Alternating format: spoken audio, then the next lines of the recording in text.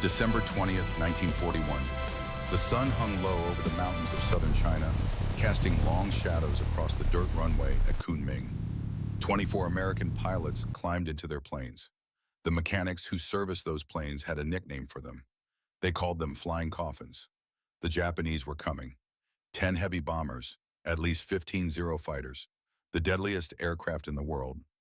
Light, fast, agile beyond belief, they could turn on a dime and climb like rockets. In the hands of experienced pilots, they were unstoppable.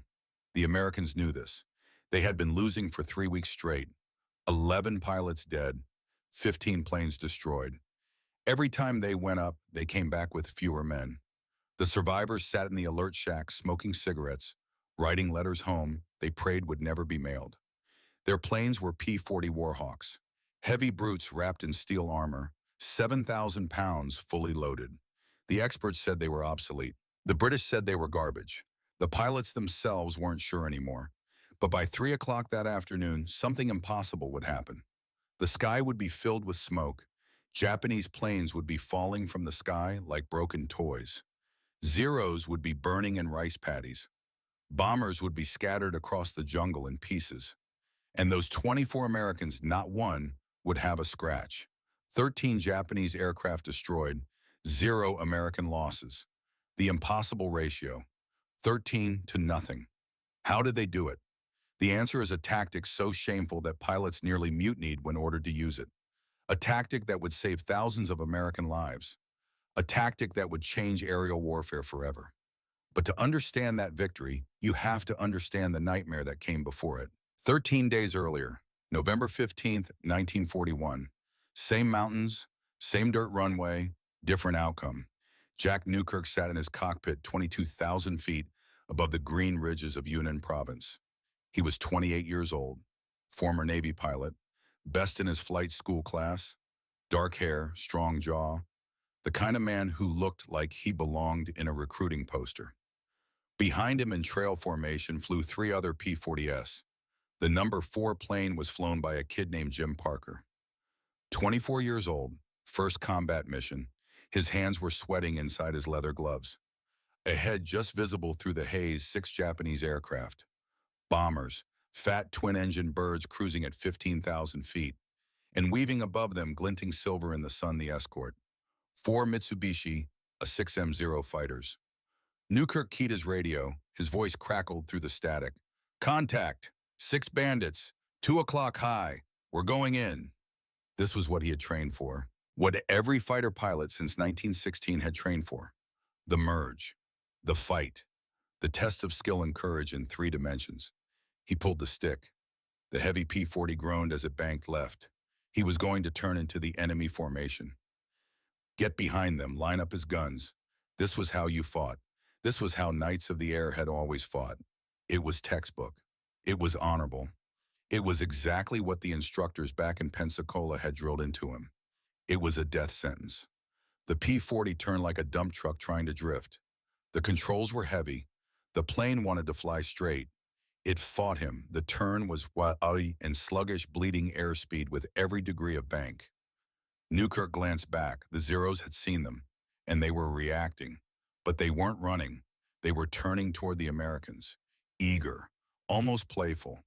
What happened next took 15 seconds. The lead Zero rolled inverted and pulled, not yanked, not forced. The pilot simply thought about turning, and the plane obeyed.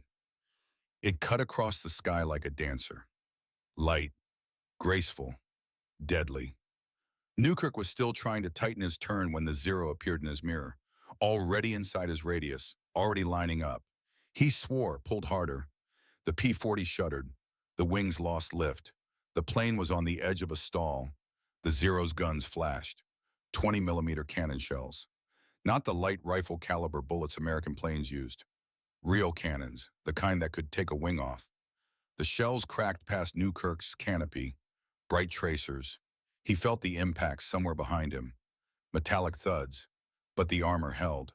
The thick steel bathtub around his seat did its job. He was alive. For now. But his wingman wasn't. Bobby Chen, 22 years old, American pilot, Chinese heritage, flew the number 2 position. He had made the same turn Newkirk made, tried the same maneuver. The Zero behind him didn't miss. The 20-millimeter shell punched through the thin aluminum behind Chen's seat. There was no armor there. The designers had saved weight. The shell continued through Chen's back, through his chest, and exited through the instrument panel. Chen's plane rolled left, slowly, almost gently. Then the nose dropped. Black smoke poured from the cowling. The plane entered a spin. Jim Parker, flying number 4, watched it happen. His first combat mission. He saw Chen's plane corkscrewing down, saw the smoke, saw the flames start to lick along the fuselage. He waited for the parachute. Chen should bail out. He had time. But the canopy never opened.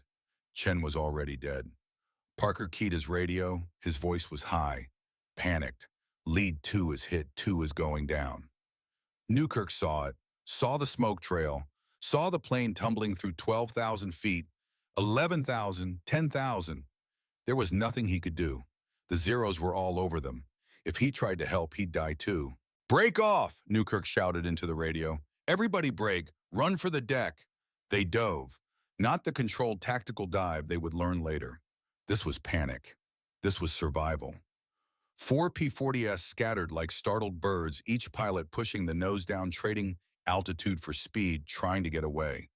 The Zeros didn't chase. They didn't need to. They had already won. They formed back up over the bombers, resuming their patrol pattern. Bored, unconcerned. Chen's plane hit the jungle at 300 miles per hour. The impact scattered debris across half a mile. There would be nothing to recover, nothing to send home. Newkirk landed at Kunming 40 minutes later. His hands were shaking. Adrenaline dump. The mechanics ran out to his plane, expecting the worst. They walked around the P-40 slowly, counting. 47 bullet holes. 47 places where Japanese machine gun rounds had punched through the aluminum skin. The wings looked like Swiss cheese. The tail had a jagged tear 3 feet long. But Newkirk was alive. The armor had saved him. The bulletproof windshield had 2 impact craters but hadn't shattered. The steel plate behind his seat had 7 dents where bullets had flattened against it. He climbed out of the cockpit. His legs nearly gave out. He sat on the wing head in his hands. Mike Sullivan, his best friend, landed next. His plane had 32 holes. Then Parker, 21 holes. The kid was white as a sheet, couldn't stop shaking. The number 2 plane never came home. That night, Newkirk sat in the barracks writing a letter to Bobby Chen's parents, trying to explain how their son had died, trying to make it sound honorable, trying to lie. He stared at the paper. The pen wouldn't move. How do you tell someone their son burned alive because he followed orders, because he did what he was trained to do, because he tried to turn with an enemy he could never outturn? Newkirk crumpled the paper, started again, crumpled that one too. Across the compound, in a small office lit by a single lamp, a man sat studying reports. Claire Chenot, 48 years old, leathery face, partially deaf in his right ear from a training accident years ago. He wore civilian clothes because he wasn't officially in the military anymore. They had kicked him out.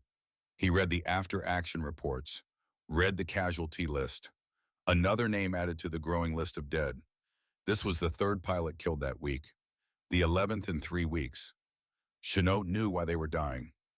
He had known for 4 years, had tried to tell anyone who would listen, but nobody wanted to hear it. He picked up a pencil, started making calculations on a notepad. Wing loading, power to weight ratios, energy states, physics, hold hard physics. The P-40 couldn't outturn a Zero. That was a fact. Like gravity, like the speed of light. You couldn't change it with courage. You couldn't overcome it with determination. But the P-40 could do something the Zero couldn't, something the Japanese designers had sacrificed to achieve that beautiful agility. Chenot had figured it out. Now he just had to convince the pilots, had to convince them to abandon everything they thought they knew about air combat, had to convince them to do something that felt like cowardice. The losses continued. November 18th, 2 more P-40Ss lost in a fight near the border. 1 pilot killed, 1 bailed out with a shattered leg. November 22nd, another dogfight, another attempt to turn with the Zeros. 3 P-40S shot down, 2 pilots killed, 1 captured. November 25th, the worst day yet. 8 P-40s intercepted a Japanese formation, tried to engage in a turning fight. 4 planes lost, 3 pilots dead. One so badly burned he died in the hospital 2 days later. The math was brutal. Kill ratio 4 American planes for every Japanese plane destroyed. And most of the time, the Americans didn't destroy any Japanese planes. They just died. The mood at Kunming was toxic. The pilots sat in the alert shack smoking, drinking, not talking. They stared at their planes with a mixture of hatred and fear. They called the P-40 a lid sled, a flying brick, a coffin with wings. Every time the alarm sounded, every time they had to scramble, they wondered if this would be the mission they didn't come back from. Tommy Bradford, a 30-year-old veteran with 12 kills from the Great War, sat with his injured leg propped up. 3 days earlier, he had tried to outturn a Zero at low altitude. The P-40 had stalled. He'd crashed, broken his leg in 2 places. Lucky to be alive. He stared at the younger pilots, saw the fear in their eyes. "This plane is garbage," he said. His voice was bitter. "We need Spitfires. We need something that can actually fight." Mike Sullivan, Newkirk's wingman, looked up from the letter he was writing. A letter to his wife. She was pregnant. He hadn't told many people. "It's not the plane," Sullivan said quietly. Bradford glared at him. "What did you say?" "I said it's not the plane, it's how we're flying it." "You calling me a coward?" "I'm saying maybe we're doing it wrong." Bradford stood up. Even with the crutches, he was intimidating. "I've been flying fighters since before you were born, kid. Don't tell me about wrong." Newkirk stepped between them. "Knock it off, both of you." But the seed was planted. In Sullivan's mind, in a few others. Maybe it wasn't the plane, maybe it was something else. December 7th, 1941. A date that would live in infamy. Pearl Harbor. The news reached Kunming 2 days later, delayed by distance and broken communication lines. When it finally arrived, the pilots gathered around the radio in stunned silence. The Japanese had attacked Hawaii, sunk battleships, destroyed aircraft on the ground, killed thousands. America was at war. Officially, completely. And these men volunteers who had come to China for adventure and a paycheck were now the tip of the spear. The only Americans fighting the Japanese in the air. The pressure was immense. That same day, Chenault called a meeting. Every available pilot, 68 men, filed into the briefing room. Cigarette smoke thick in the air. 12 seats were empty. Ghosts. Men who would never sit in those chairs again. Chenault walked to the front of the room. He looked older than 48. The sun and stress had carved deep lines into his face. His eyes were hard, tired. He didn't say anything at first, just picked up a piece of chalk and started drawing on the blackboard. A simple diagram, a P-40 high in the sky, an arrow pointing down, a 0 below, another arrow pointing back up. The pilots watched, confused, waiting. Then Chenault turned around. When he spoke, his voice was quiet, but it carried. Every man in that room heard him clearly. "From this moment forward," Chenault said, "turning with a 0 is forbidden." The room erupted, chairs scraped, voices rose. Bradford stood up, leaning on his crutches. "You're telling us to run away." Chenault looked at him. No anger, just cold fact. "I'm telling you to survive. Knights of the Sky don't run. Knights of the Sky are buried all over France," Chenault said. "I'm trying to make sure you're not buried in China." The silence that followed was heavy, oppressive. Newkirk stared at the diagram on the board, at the simple arrows. Up, down, up again. No circles, no turns. It felt wrong, against every instinct, against everything he had been taught. But he thought about Bobby Chen, about the empty seats, about the mechanics writing letters home. He thought about the 47 bullet holes in his plane, about how close he had come. Maybe Chenault was right. Maybe honor was a luxury they couldn't afford. If you served in World War II, or if your father, did you know what it meant to trust your training, to trust your officers, to believe that the way you were taught was the right way, the only way? Now imagine being told that everything you learned was wrong, that the tactics that won the last war would kill you in this one. That's what these men faced. And most of them couldn't accept it. But a few could, a few were willing to try, and those few would change history. Chenault continued his briefing. He explained the physics, spoke in terms anyone could understand. "The 0 is light," he said. 2,400 kilograms. Big wings. When it turns, the air grabs those wings and whips it around. Beautiful. Deadly. But that lightness comes with a kit. He drew another diagram. A zero in a dive. Lines radiating from the wings. When a zero dives past 350 miles per hour, the wings start to shake. The controls lock up. The pilot loses authority. The plane is built for low-speed maneuvering, not high-speed flight. Push it too hard and it breaks apart. He turned back to the pilots. The P-40 is the opposite. 3,400 kilograms. Small wings, thick armor. It hates turning, but it loves speed. Point this plane at the ground and it will hit 500 miles per hour without complaint. And when you pull out of that deep, and all that speed converts to altitude. Physics, simple physics. Bradford scoffed. So we're supposed to just dive past them and run away? No, Chenault said. You dive, you shoot, you zoom back up, and you do it again and again until they're all dead or running. He walked closer to the seated pilots, looked them in the eyes. This isn't about honor. This isn't about being brave. This is about killing the enemy and coming home alive. If you can't accept that, leave now. Nobody moved, but nobody looked convinced either. Chenault sighed. He had expected this, had prepared for it. Tomorrow morning, he said, 6 a.m., practical demonstration. I'll fly. Anyone who wants to learn, come watch. The room stirred. Chenault hadn't flown in 4 years. He was nearly 50, partially deaf, a civilian advisor, not a combat pilot. You're going to fly? Bradford asked, skeptical, almost mocking. I'm going to show you how to win, Chenault said. He left the room. The pilots sat in stunned silence. Newkirk looked at Sullivan. Sullivan looked back. You believe him? Sullivan asked. Newkirk thought about it, about Chen burning, about the fear he felt every time he took off, about the fact that doing what he was trained to do kept getting people killed. I don't know, Newkirk said, but I want to find out. That night, Newkirk couldn't sleep. He walked out to the flight line. His P-40 sat in its revetment, dark and silent. The shark mouth painted on the nose looked almost sad in the moonlight.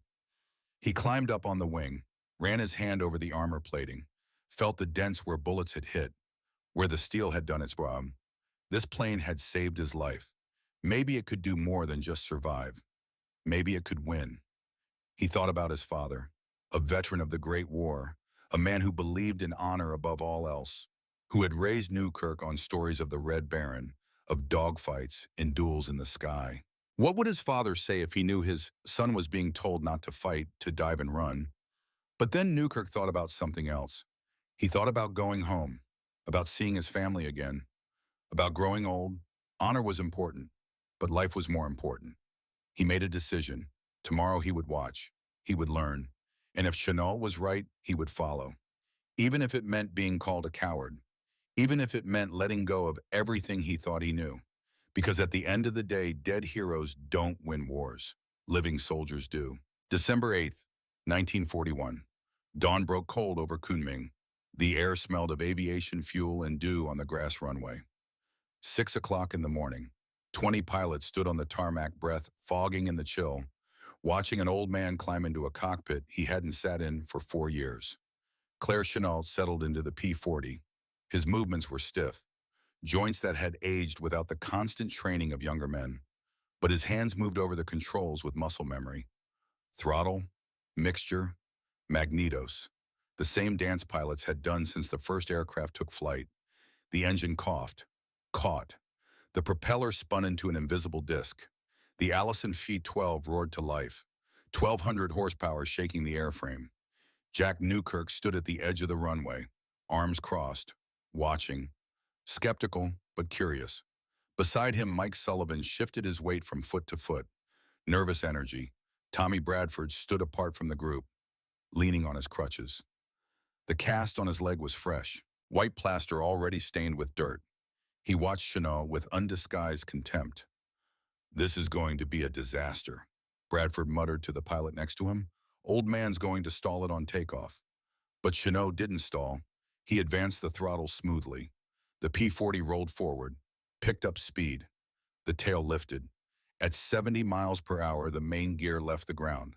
The heavy fighter climbed away from the field, banking west toward the training area. 4 other P-40s followed, young pilots who had volunteered to be targets, to play the role of Zeros. They climbed behind Chennault, forming up in a loose combat spread. The radio crackled to life. Chennault's voice, calm, almost bored. Beginning demonstration. Observe.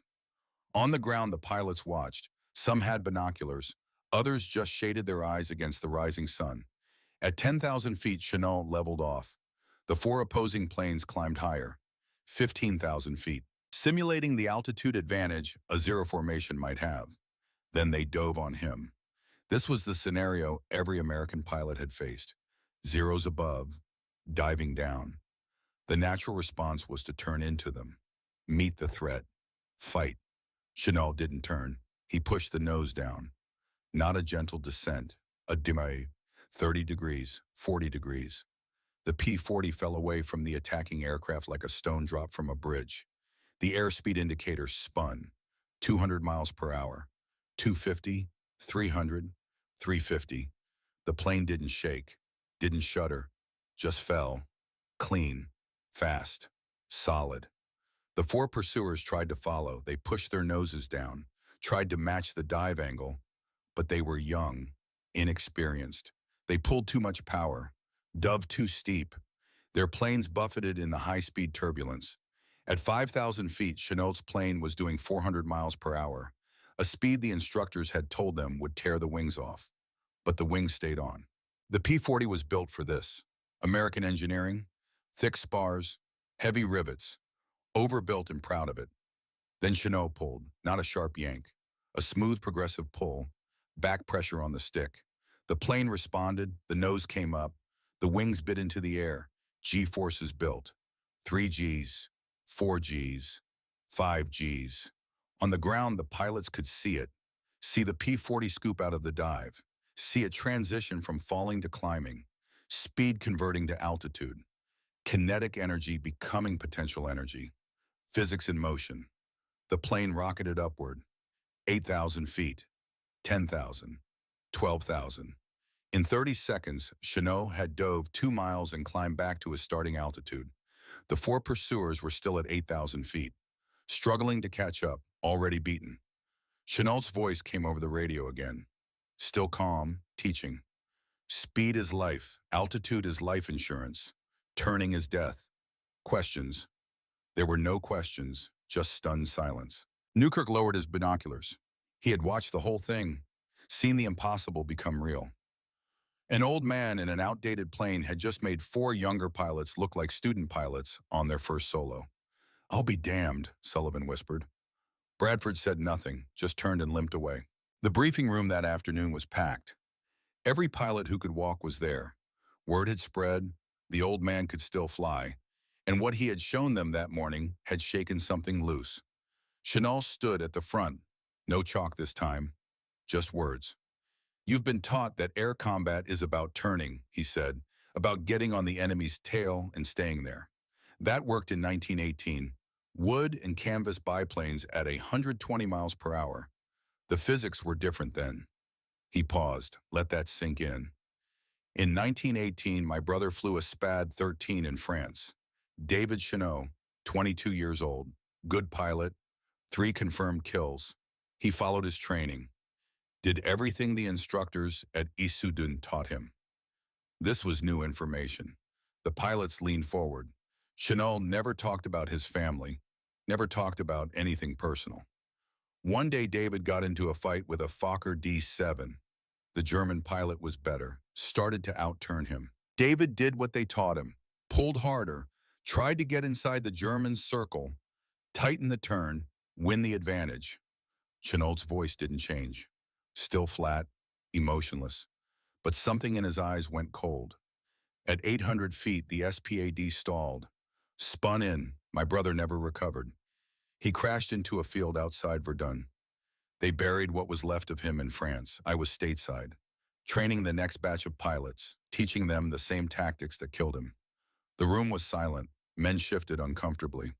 I swore at his funeral that I would never teach tactics that got pilots killed. I spent 10 years studying, calculating, testing. I proved that energy tactics, altitude management, and speed control would dominate the next war. And you know what happened when I presented my findings to the Army Air Corps? He looked directly at Bradford. They called me a coward, said I was teaching men to run away, forced me into retirement. Bradford met his gaze, didn't look away, but something in his expression softened. Now the war is here, Chanel continued, and I'm watching it happen again. Good men dying because they're doing what some instructor told them was honorable. Well, honor doesn't matter when you're in a smoking hole in the ground. He walked to the window, looked out at the flight line, at the P-40S sitting in their revetments. Tomorrow we start training, real training. I will teach you how to dive without blacking out, how to zoom without stalling, how to kill zeros without ever turning. And if you cannot accept this, if you cannot let go of the old ways, then get out of my unit, because I will not send you up to die for pride. He turned back to face them. Class starts at 0600, dismissed. The pilots filed out, some excited, some thoughtful, some angry. Newkirk hung back, waited until the room was empty except for Chenault. Sir, Newkirk said, I want to learn.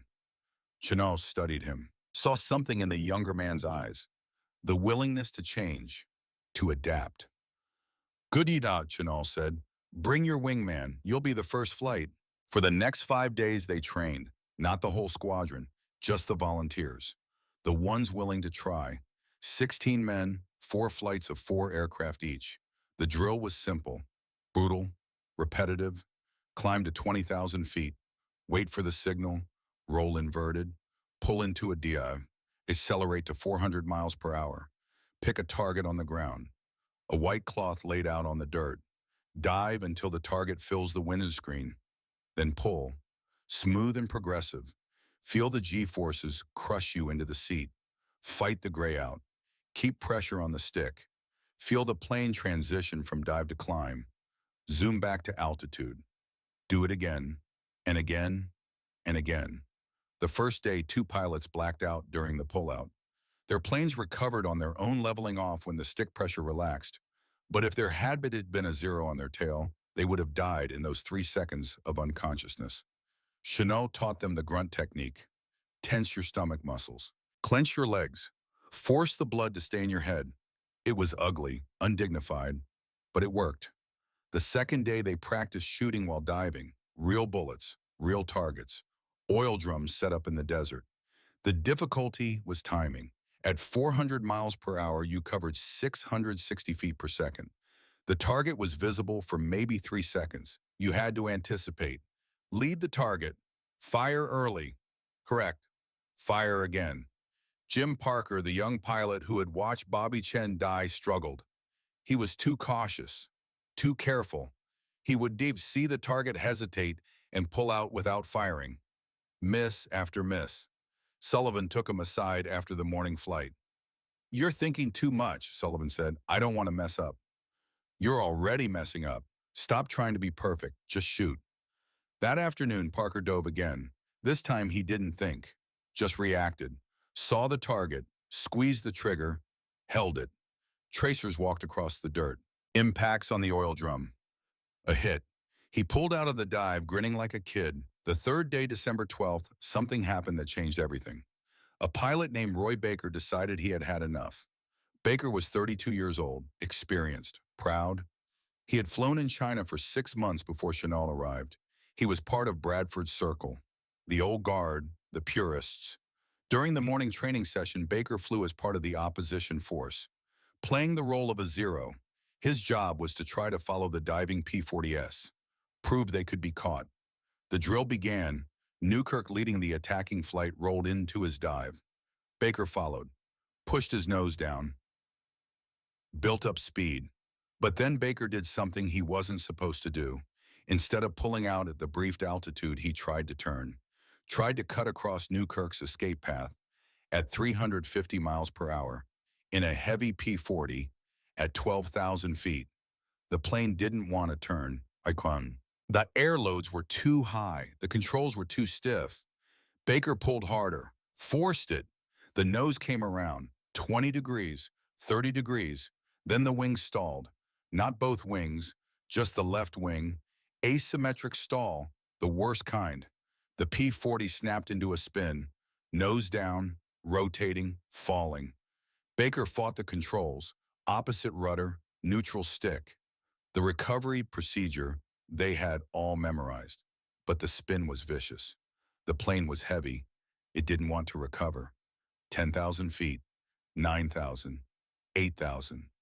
On the ground, Chenault watched through binoculars, his jaw tight. He keyed the radio. Baker neutralized controls, let it recover itself. Baker's voice came back, strained, panicked. I'm trying, it's not working. 7,000 feet, 6,000. Chenault's voice calm, cold. Bail out now. But Baker didn't bail out. He kept fighting, kept trying to save the plane. A pilot's instinct, never give up, never abandon your aircraft. 5,000 feet, 4,000. And then finally the spin broke. The nose dropped below the horizon, the rotation stopped. Baker shoved the stick forward, unloaded the wing, let the plane accelerate, build speed. At 3,000 feet, he had enough airspeed to pull out. The recovery was rough, 7 Gs. His vision tunneled to a pinpoint. But the plane leveled off at 1,500 feet. He was alive. Barely. Chenault's voice on the radio, no emotion. Baker returned to base immediately. The flight landed. Baker taxied to the ramp, shut down, climbed out. His flight suit was soaked with sweat. His hands were shaking. Chenault was waiting. What did you do wrong? Chenault asked. Baker looked at him, defiant.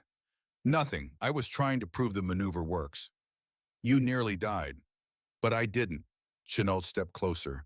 When he spoke, his voice was quiet, but every pilot on the ramp could hear him.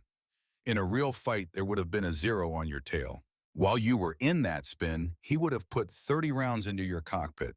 You would be dead, and your death would have been your fault, because you refused to follow orders.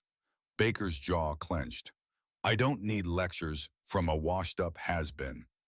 The other pilots sucked in their breath. You didn't talk to Chenault like that. Chenault didn't react, didn't raise his voice, just looked at Baker with those cold, tired eyes. You have a choice, Chenault said. Follow my orders or leave. Decide now. Baker stared at him. 5 seconds, 10 seconds. Then Baker turned, walked to the barracks. 20 minutes later, he emerged with his duffel bag, got in a truck, left. Nobody stopped him. Newkirk watched the truck disappear down the dirt road.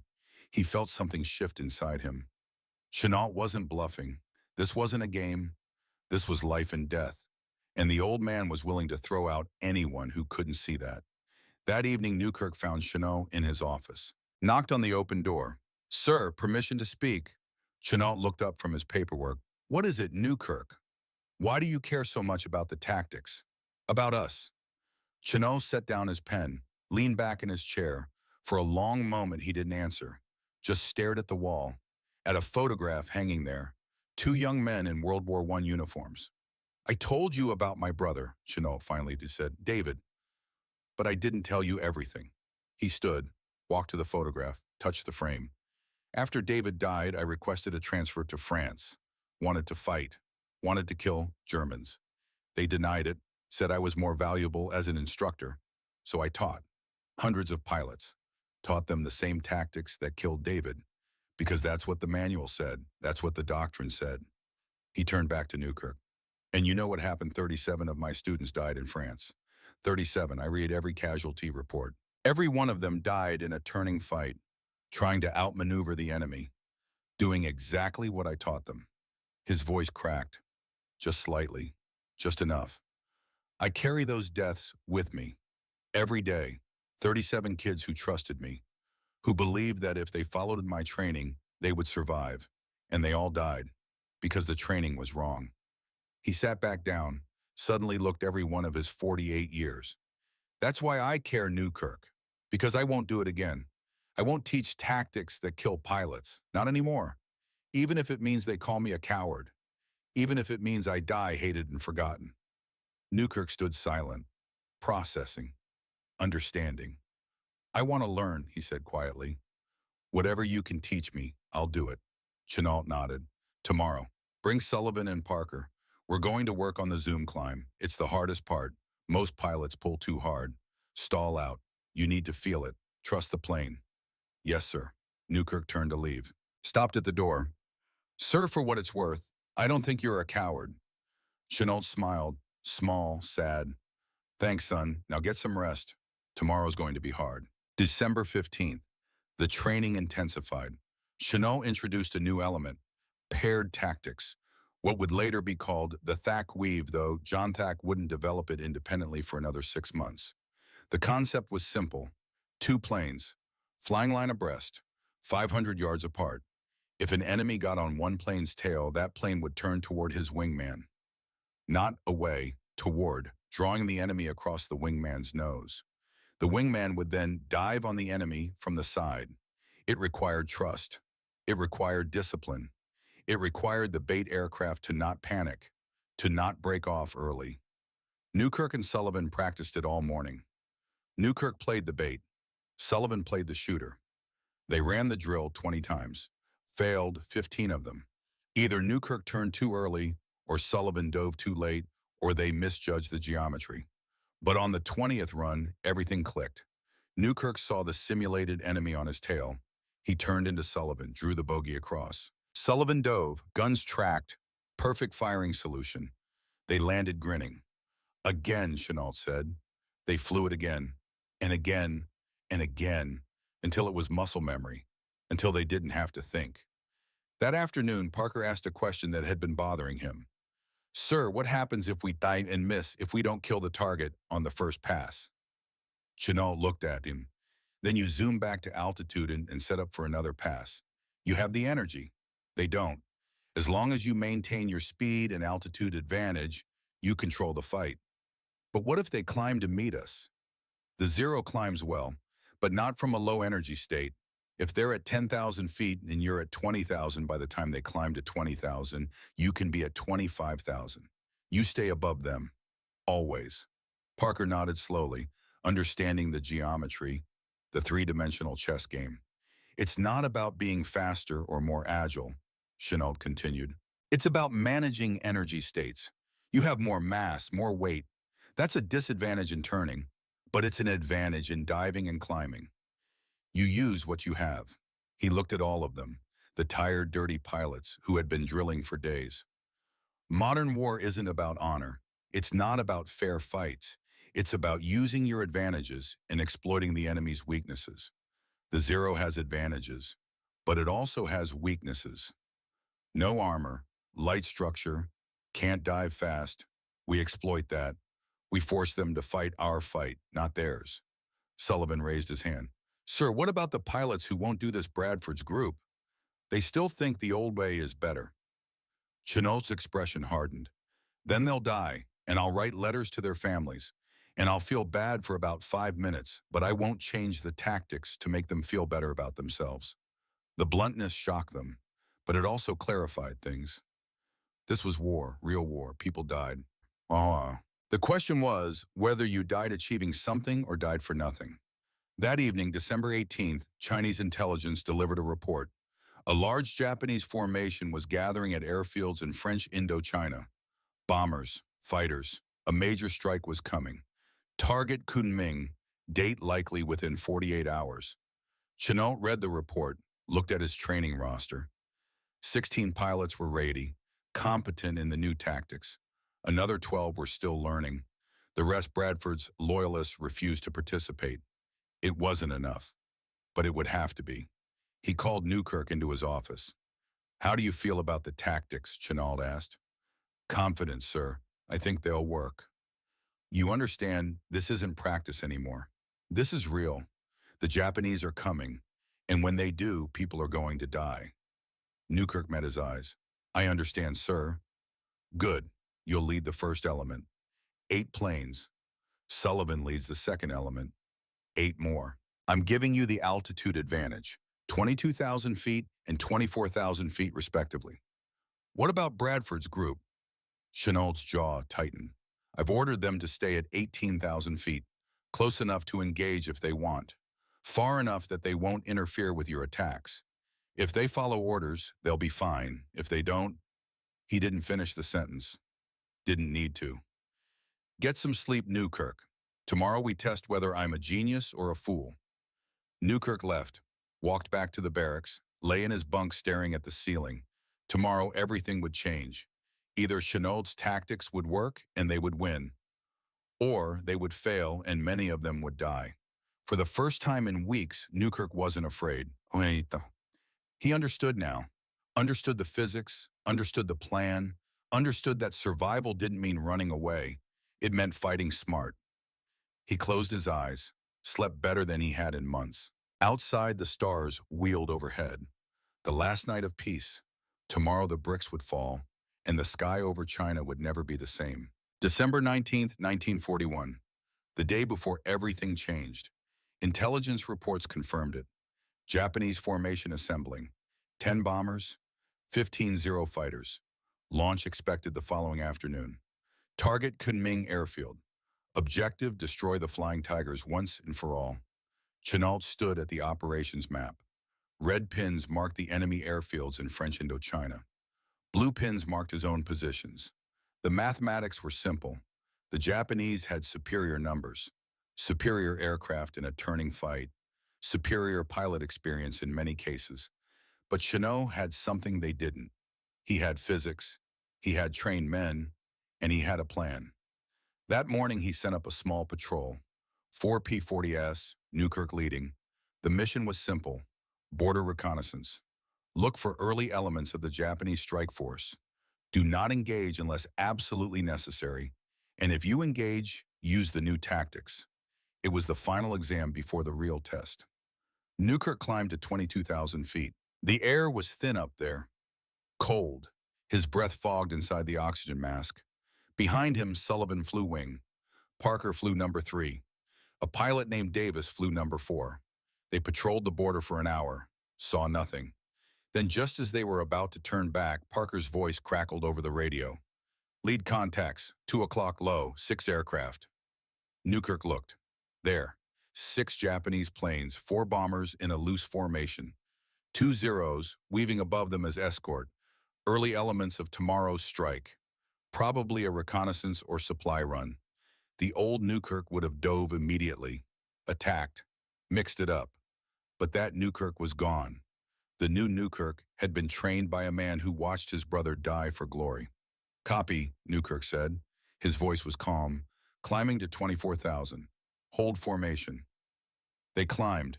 The Japanese below never saw them. The Zeros were scanning the horizon, looking left and right. They never looked up. Why would they? American planes couldn't reach that altitude and still have energy to fight. Everyone knew that. Everyone was wrong. Newkirk waited. Watched the Japanese formation pass beneath him. 5,000 feet below. Perfect geometry. The temptation to dive was overwhelming. His hands tightened on the stick. But Chenault's voice was in his head. Patience. Wait for the perfect moment. He waited. 10 seconds, 20 seconds, 30 seconds. The Japanese bombers were past him now, moving away. The window was closing. Now, Newkirk said. He rolled inverted, pulled. The P-40's nose dropped toward the earth. Gravity reached out and grabbed 7,000 pounds of American steel. The dive began. 200 miles per hour, 250, 300. The airspeed indicator climbed faster than the altimeter fell. 350, 400. The engine screamed. The wind howled over the canopy. But the plane was solid. No vibration, no buffet, just clean, brutal speed. Newkirk picked a straggling bomber. Let it grow in his windscreen. Waited. The training had taught him patience. Wait until you can see details. Wait until there's no possibility of missing. He could see the glass nose now. See the tail gunner turning his weapon. Too slow. Way too slow. Newkirk squeezed the trigger. 650 caliber machine guns erupted. 70 rounds per second. Each bullet the size of a man's thumb. The recoil shuddered through the airframe but didn't slow the dive. The tracers reached out like a solid bar of light, connected with the bomber's wing root. Metal tore, fuel ignited. The wings separated from the fuselage. The bomber died in 3 seconds. But Newkirk didn't watch. This was the hardest part.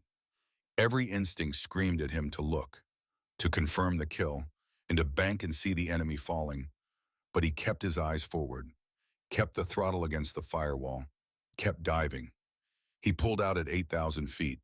The G-forces hit like a hammer, 6 Gs. His vision grayed at the edges, blood drained from his head, but he kept the back pressure steady. The grunt technique worked. He stayed conscious. The P-40 transitioned from dive to climb. Speed converted to altitude. The zoom, 12,000 feet, 16,000, 20,000. Back where he started. Untouchable. Behind him, Sullivan and Parker had done the same. Different targets. Same result. 2 more bombers damaged. Smoke trails, one banking hard for home. The 2 Japanese Zeros reacted. They dove after the Americans, tried to follow, but at 350 miles per hour, the Zeros started to shake. The controls locked up. The pilots fought their planes. The Americans pulled away like speedboats outrunning rowboats. Newkirk looked in his mirror. The Zeros were 5,000 feet below him, climbing slowly, no threat. Element form up. We're going home. They landed at Kunming 30 minutes later. Not a bullet hole in any of them. 2 bombers destroyed. 1 damaged. 0 American losses. The mechanics couldn't believe it. They walked around the planes looking for damage. Found nothing. Just soot on the gun barrels and empty brass casings in the ammo bays. Newkirk climbed out. His hands were shaking, not from fear, from adrenaline, from the realization that it worked. The crazy old man's tactics actually worked. Sullivan grabbed him, pulled him into a hug, laughing. "We did it! We actually did it!" Parker was grinning like a maniac. "Did you see that bomber just come apart, just fell out of the sky?" Chenault was waiting on the flight line, arms crossed, no expression. Newkirk walked up to him, extended his hand. "Sir, you were right." Chenault shook his hand, held it for a moment. "Now teach the others," Chenault said. "Tomorrow's going to be much bigger." Before we talk about that battle, and it's a story that still seems impossible, 75 years later, let me ask you something. Have you ever had to change your mind about something you believed your whole life? Maybe it was how you did your job. Maybe it was how you raised your children. Maybe it was something about yourself that you thought was true, but turned out to be wrong. Jack Newkirk had just learned that everything he believed about courage was incomplete. That sometimes the bravest thing you can do is let go of pride and trust the math. If you've ever had that moment, that realization that changed everything, let us know in the comments. We'd be honored to hear your story. December 20th, 1941, 10 o'clock in the morning. The air raid sirens began their wailing across Kunming. The Chinese spotter network farmers and soldiers with radios hidden in the hills had picked up the Japanese formation hours ago. The reports came in piece by piece. 10 heavy bombers, 15 Zeros, flying north, ETA 1500 hours. 3 in the afternoon, Chenault assembled his forces. 24 P-40S, every flyable plane, every pilot who could still climb into a cockpit. He divided them into 3 elements. Element 1, Newkirk commanding, 8 aircraft, 22,000 feet, north position. Element 2, Sullivan commanding, 8 aircraft, 24,000 feet, east position. Element 3, Tommy Bradford commanding, 80 aircraft. And here was the problem. Bradford refused to climb to the assigned altitude. Chenault had ordered him to 22,000 feet, but Bradford insisted on 18,000. Close enough to see the enemy clearly, close enough to engage in what he called proper combat. Chenault stood on the flight line. Bradford stood across from him.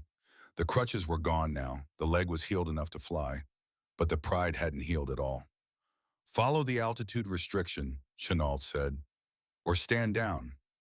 "I've been flying fighters for 12 years, Bradford said. "I know how to fight. You know how to die gloriously. I'm trying to teach you how to win. By running away." Chenault's jaw tightened. He was done arguing, done explaining. "Fine, fly at 18,000. But when the shooting starts, if you turn with a 0, you're on your own. I won't risk the other elements to save you." Bradford's eyes narrowed. "We won't need saving." He turned and walked to his plane. 7 other pilots followed him. The old guard, the purists, men who believed that honor in combat meant facing your enemy directly. Newkirk watched them go, felt a sick weight in his stomach. "They're going to die, aren't they?" Sullivan said quietly. Yeah, Newkirk said. Probably. They climbed into their own planes. Strapped in. Ran through the checklists.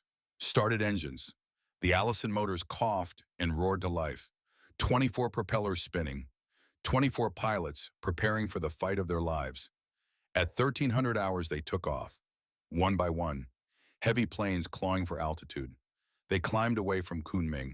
Spread out. Positioned themselves. Waiting. At 22,000 feet, Newkirk circled slowly. The city was invisible beneath a haze layer. The mountains stretched to the horizon in every direction. Beautiful, serene, the calm before the storm. His radio crackled. Chinese ground observers. Many planes coming, big formation. 20 minutes. Newkirk keyed his mic. All elements stand by. Hold your positions. Nobody moves until I give the word. He checked his fuel, his ammo, his oxygen, everything green, everything ready. Then he saw them. 2 o'clock low, still 20 miles away but visible as dark specks against the sky. The Japanese formation. 10 bombers in a tight V, 15 Zeros weaving above them. Confident, unconcerned. They thought the Americans had run away. The airfield below was empty, no fighters climbing to intercept. From the Japanese perspective, it looked like the cowards had finally given up. They had no idea that above them, hidden in the glare of the sun, 24 P-40S were waiting like hawks over mice. Newkirk watched them approach, watched them fly into perfect position. Every second brought them closer to the kill zone. His hands were steady on the controls. His breathing was calm. All the training, all the drills, it came down to this moment. Then Bradford's voice broke the radio silence. Element 3 engaging. Newkirk's blood went cold. Negative hold position. But Bradford wasn't listening anymore. 8 P-40S at 18,000 feet broke formation. Dove toward the Japanese. Not the vertical dive they had been taught. A descending turn. Trying to get behind the Zeros. Classic dogfight positioning. The Zeros saw them immediately. 5 broke off from the bomber escort. Turned to engage. And Bradford's element did exactly what the Japanese expected. They turned harder. Tried to cut inside the Zero's radius. Tried to win the turning fight. It was a slaughter. The P-40S bled speed. The wings lost lift. The planes wallowed in the air like dying whales. The Zeros, light and nimble, cut inside their turns effortlessly. Within 20 seconds, 2 P-40S were on fire. Newkirk watched it happen. Watched 2 planes tumble out of the sky, trailing black smoke. Watched parachutes blossom. 1 chute, 2 chutes. At least the pilots got out. Bradford's voice came over the radio, panicked now, desperate. Brake, everyone brake, but braking didn't help. You can't escape a Zero in a turn. 3 more P-40S were in trouble. Zeros on their tails. Guns flashing. A third P-40 took a burst through the engine. The propeller stopped. The plane nosed down. The pilot bailed out. Bradford himself was being chased by 3 Zeros. He was pulling as hard as he could. The P-40 was shaking, right on the edge of a stall. Newkirk, Bradford's voice. Raw, terrified. Help. We need help. Jim Parker's voice came over Newkirk's radio, young, urgent. Lead, we have to do something. Every instinct in Newkirk's body screamed at him to dive, to save them. These were his fellow pilots, Americans, brothers in arms. But Chenault's training held. Chenault's cold logic. You can't save everyone, but you can win the war. Newkirk looked at the bigger picture. The Zeros were distracted. Pulled down to 12,000 feet, the bombers were wide open, undefended, flying straight and level toward Kunming. He made the hardest decision of his life. All elements ignore Bradford's group. Target the bombers. Execute on my mark. Parker's voice, shocked. But sir, they're dying. And if we go down there, we die too. We stick to the mission. Newkirk out. He rolled his P-40 inverted.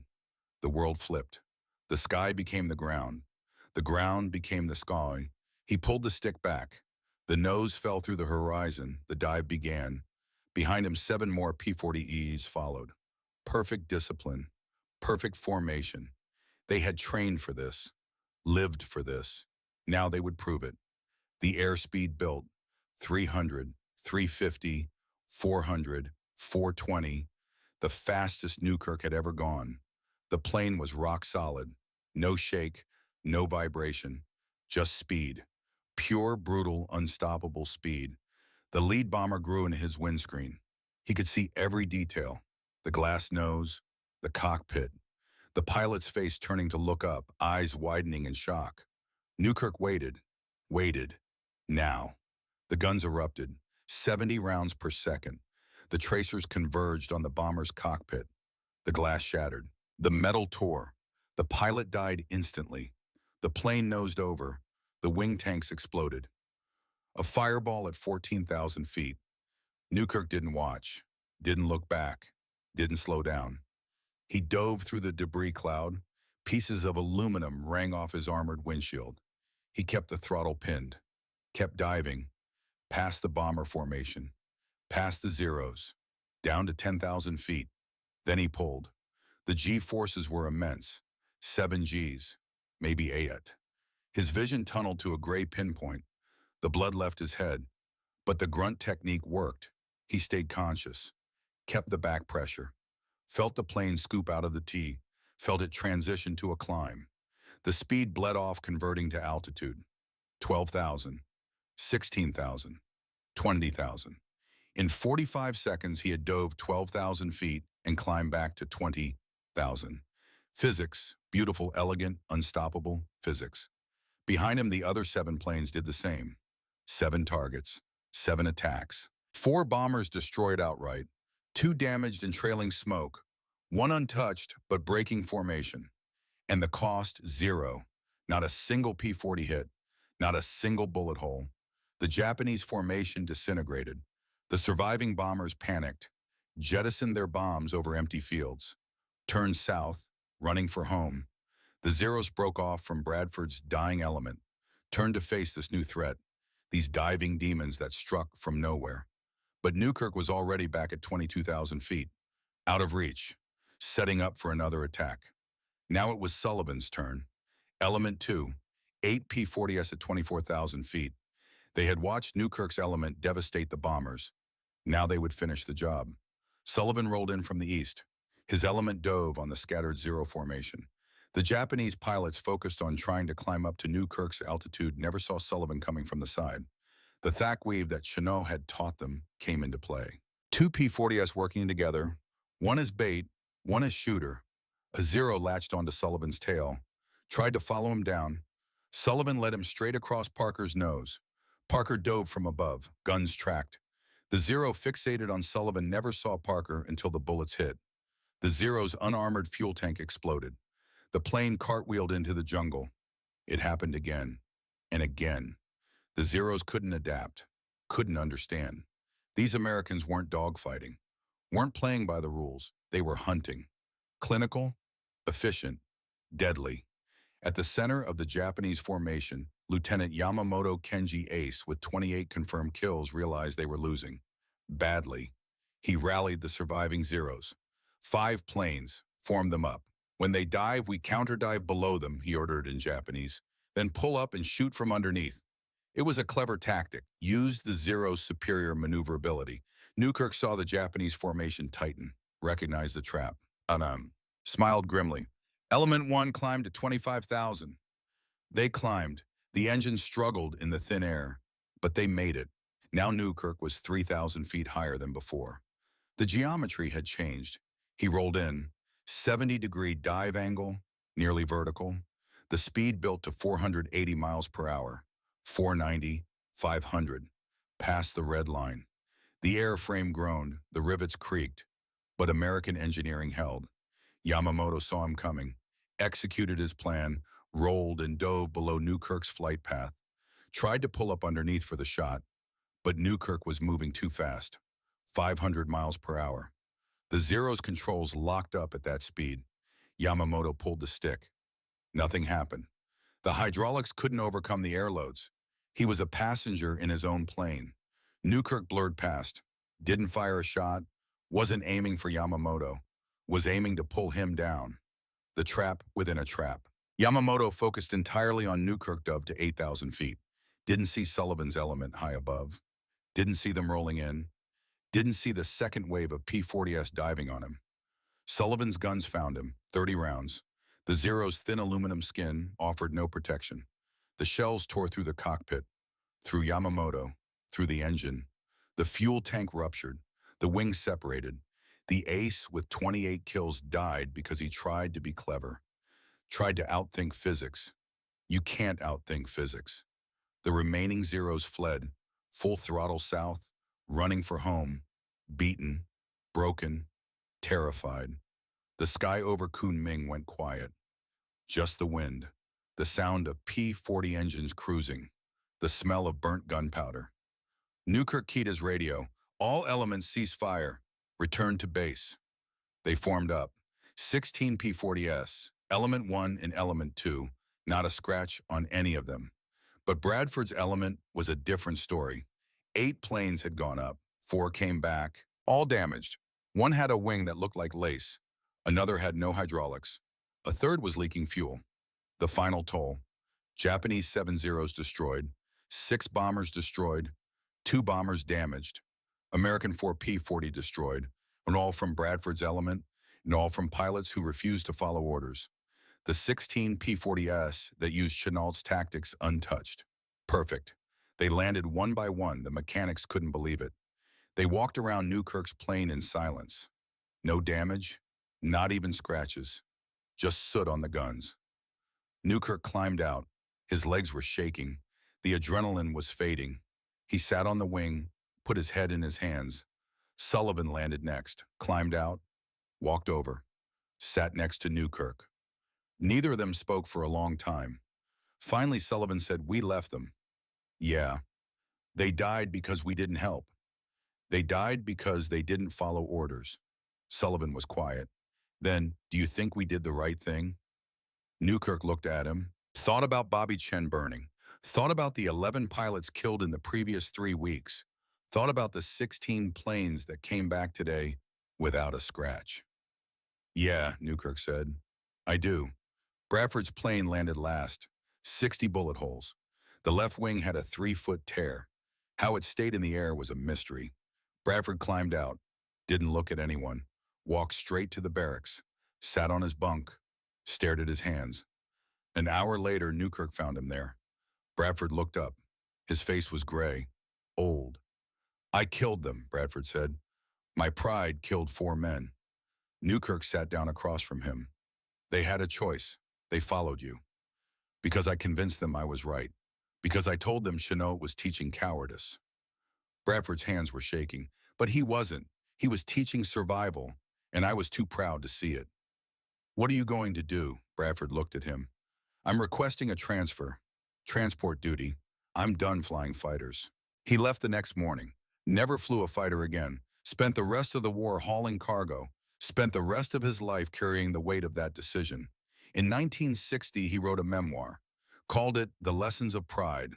It was about December 20th, 1941, about the day he learned that honor without wisdom is just another word for suicide. Which American value do you think won that battle? Was it courage, the willingness to face the enemy, no matter the cost, or was it intelligence, the wisdom to adapt, to learn, to fight smarter instead of harder? Tell us in the comments, because the answer matters. It mattered in 1941. It matters today. And if you served or if your father served, share what you think made the difference in your war. We'd be honored to hear it. The victory at Kunming changed everything. Chenault's report was rushed to Washington, copied to the Navy, copied to the Army Air Forces. The tactics spread like wildfire. Navy pilots flying the F-4F Wildcat, another heavy plane that couldn't turn with a Zero, adopted boom and zoom immediately. At Midway, 6 months later, they used these exact tactics. Destroyed 4 Japanese carriers, turned the tide of the Pacific War. The Army designed new fighters around the concept. The P-47 Thunderbolt, 7 tons, even heavier than the P-40. Top speed 430 miles per hour. It didn't even try to turn, just dove and climbed. Dominated the skies over Europe. By 1945, Allied fighters owned the air.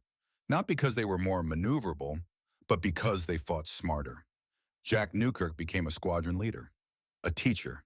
He trained the next generation in Chenault's tactics, shot down 10.5 confirmed aircraft over the next 3 months, became an ace, a hero. But on March 24th, 1942, Newkirk was leading a ground attack mission over Burma, flying low, strafing Japanese positions. He was hit by ground fire. His P-40 crashed. He didn't survive. 28 years old. The other pilots buried him with honors, named an airfield in India after him, and they kept flying his way. The way that saved lives, the way that won wars. Today, if you visit the National Museum of the United States Air Force in Dayton, Ohio, you can see a P-40 Warhawk, restored, painted with shark teeth, olive drab green. It sits in a place of honor, surrounded by the jets and bombers that came after. Tourists walk past it, read the placard, see the specifications. Weight 7,000 pounds, turn radius poor, top speed 360 miles per hour, slower than the Zero. They shake their heads. How did this thing survive against the legendary Zero? Sometimes, if you're lucky, there's an old man standing nearby. 80s, maybe 90s, wearing a cap that says World War II veteran. A tour guide once asked one of these men, "Sir, did you fly?" The old man nodded. "Flying Tigers. I was there." Kunming. Yes. A kid standing nearby looked up. "But mister, the sign says this plane was bad. How did you win?" The old man smiled, reached out, touched the armor plate on the fuselage. His fingers traced the thick steel. "Son, we didn't win because our plane was better. We won because we stopped trying to be what we weren't. A brick can't dance, but if you drop it from high enough, it'll crush anything beneath it." He looked at the P-40 for a long moment, memories playing behind his eyes, friends long gone, battles fought and won, a war that changed the world. Then he saluted the plane, turned, walked away. That's the lesson Claire Chennault taught, the lesson Jack Newkirk learned, the lesson that saved American lives from 1941 until today. Know your strengths, know your enemy's weaknesses. Never let pride stand in the way of coming home. Modern fighter pilots still learn these tactics.